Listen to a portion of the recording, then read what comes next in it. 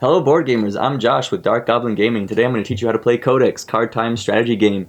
Codex is a card game based on RTS games like Starcraft and Warcraft 3. In it you'll be teching units, building those units and heroes, bases, and other various things. It's also an asynchronous game, so on your turn the opponent can't play any responses and you'll be making all the decisions on your turn. This is a prototype, so I'm pretty sure the card art is complete, but anything else you see is still in various phases of completion, so take that into consideration. Alright, now let's get into the setup of the game. To start setup in Codex, you'll collect your patrol zone and your base board and place them in front of you. Each player will then select 3 heroes and place them in their command zone.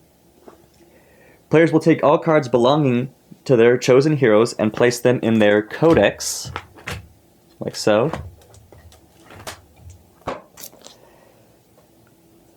Pick a hero to be your main hero, and then collect the starting deck that matches the color of your main hero. So in this instance, my main hero might be Argagarg. I would take the green starting deck, shuffle that up, and place that in my play area. You'll then set the game tokens within easy reach of all players. Decide who will take the first turn. The player that goes first will have their worker card set to the 4 worker side. The player that goes second will have it set to the 5 worker side. After that, you'll draw 5 cards and you're ready to start the game. Once you complete the setup, you're ready to begin the game. The first phase of the game is the ready phase. Now on the first turn of the game, you won't need to do this phase because you won't have any units in play. But through the course of the game, your units will become exhausted. And in the ready phase, all you'll do is ready your units so they could do stuff again. After you complete the ready phase, you can move on to the upkeep phase. In the upkeep phase, you'll simply collect gold equal to the number of workers you have. In this case, I have 4 workers, so I collect 4 gold. And then after that, you must perform any upkeep abilities you have in play. And then after that, you're ready for the main phase. The main phase is where the bulk of your turn will happen. In the main phase, you can hire a worker, build a tech building or add-on, summon heroes, play cards from hand by paying their cost, use in-play abilities, perform any number of combats, and at the end of your main phase, you will lock in your patrol zone. I'll go through each of these one by one. On your turn, you may hire a single worker. To hire a worker, you will pay a gold, and then take a card from your hand and place it underneath your worker card. This card is now out of play for the rest of the game and will produce you 1 gold in each upkeep phase.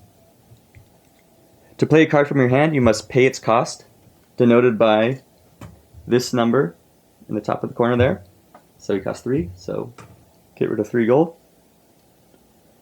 If it is a unit, upgrade, or building, it will remain in play. Typically, when spells are cast, they will have an effect and then go face down to the discard pile. To use abilities in play, pay the cost and get the benefit. Costs can include gold and or exhausting the unit. For example, this Merfolk Prospector says exhaust, gain 1 gold. Then you could lock in your patrol zone. At the end of your turn, or the end of your main phase, you could take any of your ready units and or heroes and put them into the patrol zone to be ready for the opponent's attacks. Tech buildings and add-ons, heroes, and combat have more rules to them than the rest of the main phase activities, so I'll go into each one of them in depth one by one. Each of your tech buildings has 5 life, denoted by the 5 in the heart, and can be destroyed by your opponent. If one of your tech buildings is destroyed, your base will take 2 damage, and your base has 20 starting health. But if a tech building is destroyed, you can no longer build units of that type until you rebuild it. When you rebuild a tech building, it doesn't cost you any gold, but it still takes until the end of your turn for the building to be completed. If you rebuild your tech 2 after it is destroyed, you don't have the option to pick a new spec. You're stuck with the one you chose, right there. Each player can have up to 1 add-on at a time. There are 4 different add-ons in Codex. The surplus, we'll start with the most expensive, costs 5 gold. The card says 4, but it's been changed to 5, just so you know. And it forces you to draw a card every upkeep phase. The tower, which costs 3, allows you to detect the first stealth or invisible unit every turn and deals 1 damage to each attacker. The hero's hall costs 2 and allows you to have 1 more hero than your hero limit allows. And finally, The Tech Lab costs 1, and it lets you pick a second spec when you get to Tech 2. So if I build a Tech Lab, I could add balance and start building balanced Tech 2s. Add-ons like tech buildings finish construction at the end of your turn. However, unlike tech buildings, if your add-on is destroyed, you have to pay the cost of it again if you want it. You can choose to destroy your own add-on to make room for a different one if you want, but your base will still take 2 damage when it's destroyed. Okay, now we could go over heroes. Heroes are a really big part of Codex, and they start out of play in your command zone. On your turn, you may pay 2 gold, all heroes cost 2, to summon a hero into play. Let's say I wanted to bring out Calamandra, pay 2, she's now out in play. You start the game with a hero limit of 1, meaning you can only have 1 hero in play at a time. If you have a Tech 2 building, however, your limit increases to 2 heroes out at a time, and again increases to 3 if you have a Tech 3 building. The hero limit is only checked at the time of being summoned, so if you have 2 heroes in play in your Tech building, your Tech 2 building is destroyed, you would not have to sacrifice one of your heroes. Every time a hero is summoned, they arrive at level 1. You may pay gold to level up your heroes on a 1-for-1 basis. Let's say I wanted to bring her up to level 3, I could pay 2. Now she's a level 3 hero. Anytime a hero reaches a new level band, they will heal all damage on them, gain the increased stats. For example, she went from being a 2-3 to a 3-4. That's attack and defense respectively. And get any new abilities listed in addition to keeping their previous ones. So the abilities are listed right there on her card. Heroes are treated different than units, and a card must say hero in order to target them. On your turn, if an opposing hero is killed, you can choose any of your heroes in play to level them up 2 levels for free. So let's say Calamandra or anyone else on her side is able to kill a hero. I could choose, if I only had her out in play, I could choose to level her up twice, and now she's max level Calamandra. You can only cast spells if you have a hero in play. Your starting deck has a few spells that any of your heroes can cast. For example, this card says Green Magic. Any of my green heroes can cast it for 2 gold. In addition, each hero has spells that are specific to them, and these spells can only be cast by that particular hero. For example, Calamandra is the feral hero, so she could cast these feral spells, and only she could cast them. In addition, each hero has an ultimate spell. In order to cast this, your hero must have been at max level at the start of your turn. If a hero dies, that hero can't be resummoned until your next turn.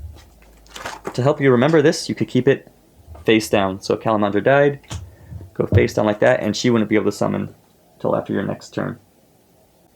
Okay, the next thing I'd like to cover is the patrol zone. Before you can understand combat in this game, you need to understand how the patrol zone works.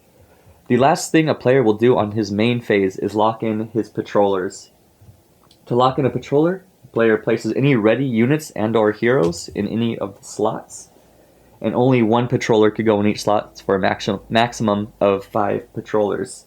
The various slots give different bonuses to the cards in them. The squad leader, for example, gains 1 point of free armor, which will absorb 1 point of damage before his health starts getting hurt. The elite slot gives a defender +1 attack. The scavenger slot will give you a gold if the patroller happens to die while there. The technician will give you a card if the patroller dies. And the lookout will give the patroller resist 1, which means anytime the opponent wants to target them with spells or abilities, they have to pay 1 extra gold to do so. When you attack the opponent, you must attack their squad leader if you can first. Once the squad leader is killed, you must attack any other patrollers if you can target them before anything else. And then if the opponent has no patrollers, you could attack anything else they own. Now let's go over how combat works. Every unit in the game is going to have an attack value and a defense value. In the case of this Ironbark Treant, he is a 3-2. To conduct an attack, you simply exhaust the card you wish to attack with and declare the target of the attack. In this case, the only thing the Ironbark Treant could attack is the Blood Rage Ogre because he is in the squad leader slot. In Codex, attacker and defender deal damage simultaneously to each other.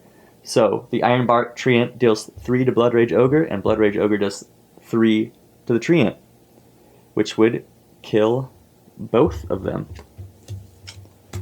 Damage is persistent in Codex, unlike some other card games. So let's say the Playful Panda attacks the Madman. The Madman is only a 1/1, and the Playful Panda is a 2/2. Madman would be defeated, and the Panda would take a single point of damage. Once you've completed your main phase and you've locked in your patrollers, if you've chosen to do so, you'll actually discard all remaining cards in your hand and draw that number of cards plus 2.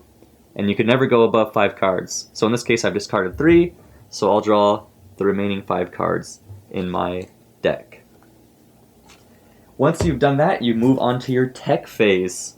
So I've mentioned before about building tech buildings and how it gives you greater access, or it gives you access to better units. This is when you actually get those units into your deck. In your tech phase, you'll go through your Codex and you'll take any 2 cards that you want. It could either be 2 copies of the same card or 2 different cards.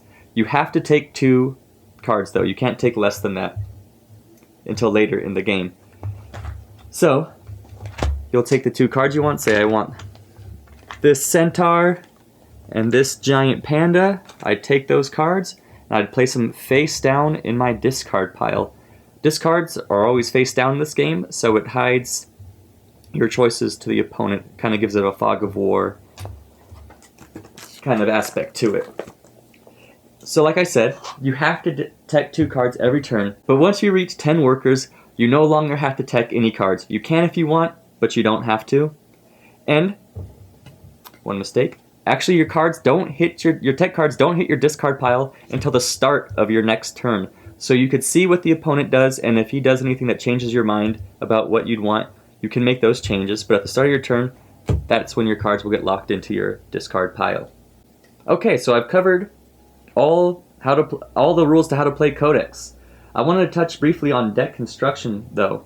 At the start of the video, I said you pick 3 heroes. They don't have to be heroes with the same color, actually. You could pick any 3 heroes that you'd like. Let's say, for example, I wanted to swap out Calamandra with Drac. I could do so.